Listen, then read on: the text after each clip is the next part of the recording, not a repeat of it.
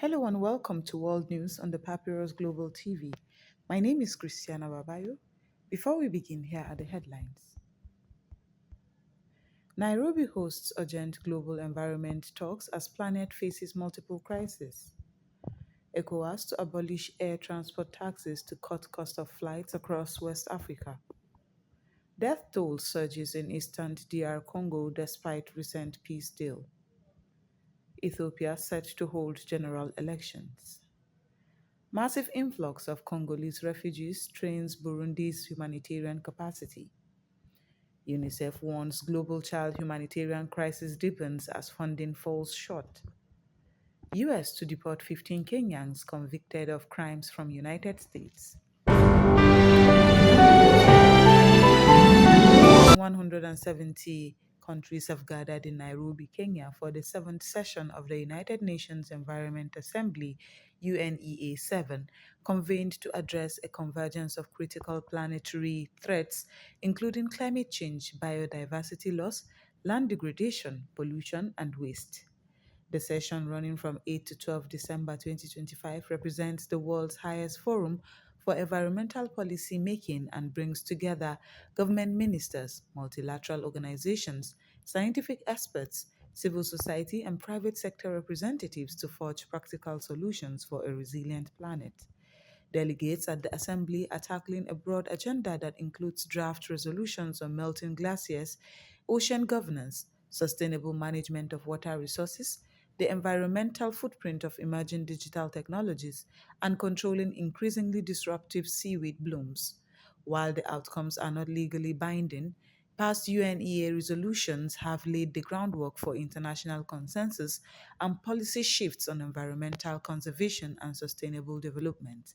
Key speakers at the summit have underscored the urgency of multilateral cooperation, noting that isolated national efforts are insufficient to address complex, interconnected ecological challenges that affect food security, human health, economic stability, and global equity. Kenyan leadership at the event has stressed that Africa, already grappling with the uneven impacts of climate instability, must play an active role in shaping global environmental governance. Participants are also reviewing strategic frameworks for environmental law, finance, biodiversity protection, and climate adaptation, with the goal of strengthening global commitments ahead of upcoming milestones in the Sustainable Development Goals timeline. The Assembly is expected to influence policy direction through consensus based decision and reinforce shared responsibility for safeguarding natural systems on behalf of future generations. The Economic Community of West African States, ECOWAS, has announced sweeping reforms aimed at significantly lowering the cost of air travel for citizens and businesses across the region.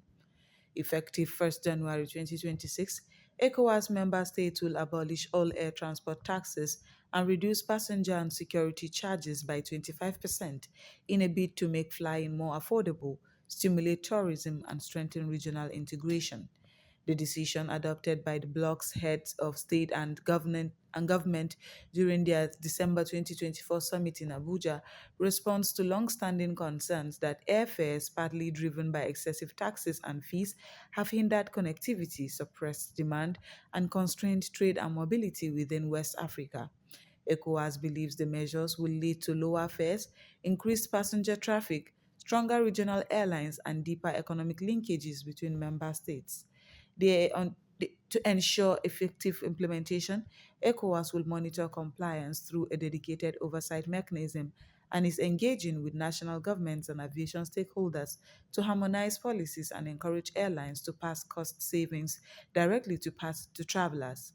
The reform aligns with international civil aviation guidelines and aims to address structural barriers that have long made West Africa one of the most expensive regions for air travel on the continent. Regional economic analysts expect the move to boost tourism, ease movement of people and goods, and contribute to broader integration goals under ECOWAS's economic cooperation framework, while potentially creating new opportunities for employment and investment in the aviation and travel sectors.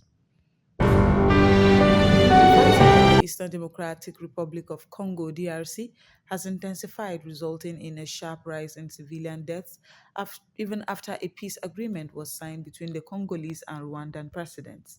The surge in violence has been driven by continued offensive operations by the Rwanda backed M23 rebel group in South Kivu province, where more than 400 civilians have been killed in recent clashes, according to regional officials. The offensive has concentrated around key towns, including Uvira and the area between Uvira and Bukavu, with women, children, and young people among the victims. The M23 rebels are not party to the latest US mediated peace deal and have continued operations independently, complicating efforts to halt hostilities despite the accord's requirement for Rwanda to cease support for armed groups and assist in ending the conflict.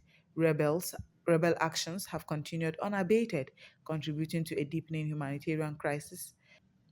The violence has also displaced tens of thousands of civilians, prompting concerns about the broader regional impact, including flows of refugees into neighboring countries. International bodies, including the African Union, have called for restraint and political solutions as the crisis worsens. Ethiopia has formally scheduled its general elections for 1st June 2025, marking a pivotal moment in the country's political cycle. The vote will be the seventh nationwide poll in Ethiopia's modern history and follows significant efforts by the National Election Board of Ethiopia to modernize electoral processes, including the introduction of digital registration systems for voters and candidates to enhance transparency and efficiency. The elections comes amid broader national reforms and the first major national poll since the reorganization of regional administrations after years of conflict in parts of the country. Preparations have included outreach to political parties and public information efforts to ensure broad participation, although some opposition figures and analysts have raised concerns about security conditions and freedom of movement in certain regions ahead of the vote. Ethiopia's move towards digital voter and candidate registration reflects a broader push to streamline election management and improve citizen access, with systems designed to allow online or assisted registration using mobile devices. These reforms aim to support the credibility and logistical delivery of the 2026 elections across the nation's diverse, often challenging terrain. We will now go on a short break, and when we come back, the news will continue. Stay tuned. The Papyrus Global, we don't just cover events, we create cinematic experiences. From red carpets to birthdays, gala dinners, and your fairy tale weddings, we bring your moments to life with high-tech precision. Our gadgets are smarter, our lenses sharper, and our team simply world-class. Trust the Papyrus Global to tell your story in the boldest, brightest way possible.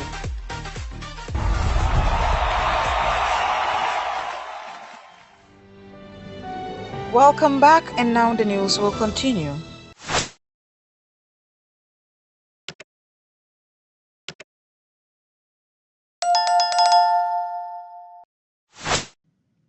Burundi is facing growing pressure on its humanitarian system as tens of thousands of Congolese refugees arrive in the country to escape escalating violence in Eastern Democratic Republic of Congo, DRC. Between 5th and 11th December, the United Nations High Commissioner for Refugees recorded around 40,000 new arrivals, overwhelming existing reception sites in provinces closer to the DRC border.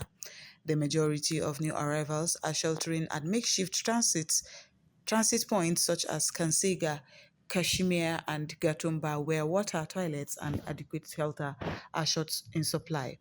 The influx has compounded long-standing challenges, with Burundi hosting more than 71,000 Congolese refugees since earlier in the year, including thousands who had fled prior outbreaks of fighting.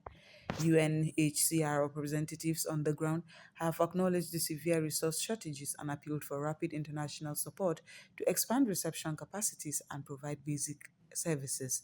A refugee camp is being prepared in Bweru, eastern Burundi, to accommodate growing needs. UNICEF has issued a stark warning about the deepening humanitarian crisis affecting children worldwide, highlighting that existing funding gaps are forcing the agency to scale back critical programs. According to UNICEF's executive director, More than 200 children will require humanitarian assistance in 2026 due to conflict, disease, displacement, and deprivation. Severe shortfalls have already led to cuts in nutrition support across 20 priority countries and reduced educational services, leaving millions of children at heightened risk of malnutrition, disease, and disrupted schooling. UNICEF emphasized that reduced resources are compelling frontline teams to make difficult choices, prioritizing some interventions while scaling back others, and an untenable situation for vulnerable populations.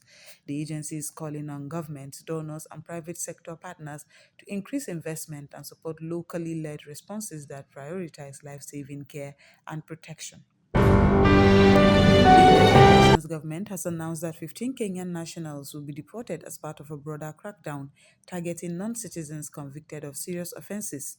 The decision is rooted in a new immigration enforcement initiative led by the U.S. Department of Homeland Security that publicly lists individuals with criminal convictions considered threats to public safety. The deportations follow the launch of a DHS database dubbed the Worst of the Worst, which publishes names, locations, criminal histories, and other details of foreign nationals arrested by U.S. Immigration and Customs Enforcement (ICE). The platform is designed to increase transparency around enforcement actions and align with the Trump administration's directive to prioritize removal of individuals deemed dangerous. Kenyan authorities and diaspora communities have expressed concern about the implications for families and remittances, as well as the broader impact on immigrant populations in the United States. Advocates warn that heightened enforcement and public exposure of convictions could increase pressure on Kenyan migrants and complicate legal and social support for affected communities. And that's all we have on World News on the Papyrus Global TV. I am Christiana Babayo. Thanks for joining us.